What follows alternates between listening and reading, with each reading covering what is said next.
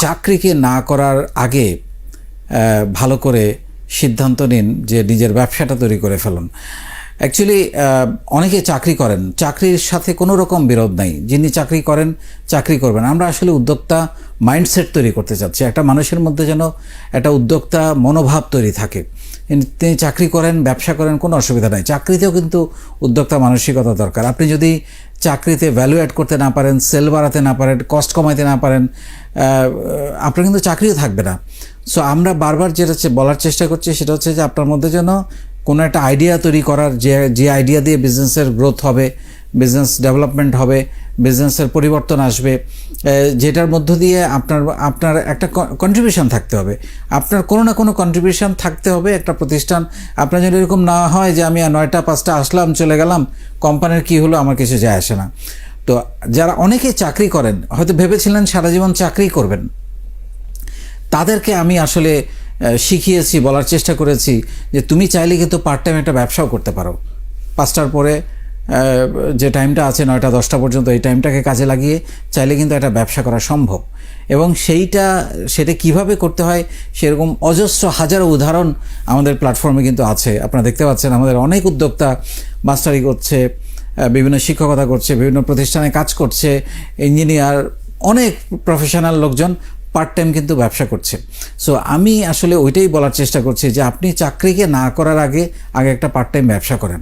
কিন্তু এই part time ব্যবসা যখন আপনাকে ডিমান্ড করবে যে আপনাকে চালাতে পারছে, আপনি যে বেতন পাচ্ছেন অন্তত তার 50-60% বেতন সে এখান থেকে দিতে পারছে, তখন আপনি চাকরিটাকে না বলেন। কিন্তু তার আগ পর্যন্ত চাকরি যদি পান, চাকরিকে হুট করে সবাই উদ্যোক্তা হচ্ছে, আমিও উদ্যোক্তা হব, তারপরে মাঠে নেমে যাব, এইটা কখনো চিন্তা করবেন না। আপনি আগে একটা পার্ট টাইম কিছু করেন, একটা চাকরির পাশাপাশি একটা পার্ট টাইম ব্যবসা করার চেষ্টা করেন, ক্যালকুলেটিভ রিস্ক নেন।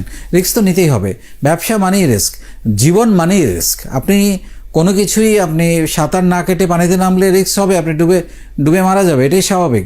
সো প্রতিটা কাজের মধ্যেই আপনার একটা যদি প্রশিক্ষণ থাকে, একটা শোনা থাকে, একটা আইডিয়া থাকে, আপনার কিন্তু কনফিডেন্স বিল্ড আপ হবে। এই কনফিডেন্স বিল্ড আপ আপনাকে রিস্ক নিতে সাহায্য করবে যে হ্যাঁ আমি এটা তো জানি, তাহলে আমি তো এটা করতে পারি, এরকম একটা অ্যাটিটিউড তৈরি করবে। সো আমি আপনাদের যেটা বলবো যে আপনি চাকরি করছেন, ভেরি ফাইন, আপনি চাকরি পেয়েছেন, খুবই সৌভাগ্যবান। দেশে লাখো লাখো বেকার পাশ করে লেখাপড়া শেষ করে বসে আছে, কিছু করতে পারছে না, সেইখানে আপনি চাকরি পেয়েছেন।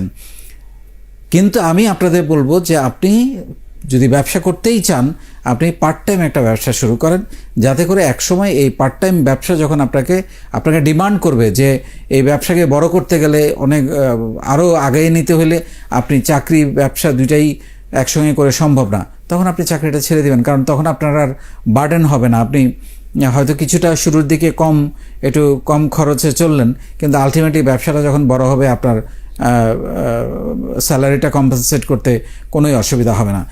এবং আরেকটা জিনিস যেটা হচ্ছে যে এরকম অনেকে আছেন যারা কোনোদিন কল্পনা করেন নাই যে আমি ব্যবসা করব, চাকরিই করব, এটাই ভেবেছিলেন। তাদের অনেকেই আছেন এখন চাকরি ছেড়ে দিয়ে ব্যবসা করছেন। তাদেরকে আমি সবসময় বলি যে ফেজ আউট করবেন। আপনি এমনভাবে চাকরি ছাড়া এবং ব্যবসা শুরু করাটা, ব্যবসা রান করাটা এমনভাবে করবেন যাতে আপনার যে ডে টু ডে এক্সপেন্ডিচারটা আছে, আপনার যে ফ্যামিলি এক্সপেন্ডিচার, আপনার যে খরচটা আছে, সেটা যেন ব্যবসায়ের উপরে কোনো বার্ডেন তৈরি না করে, সেইভাবে আপনি প্ল্যানিংটা করবেন। মানে এটাকে বলে ফেজ আউট।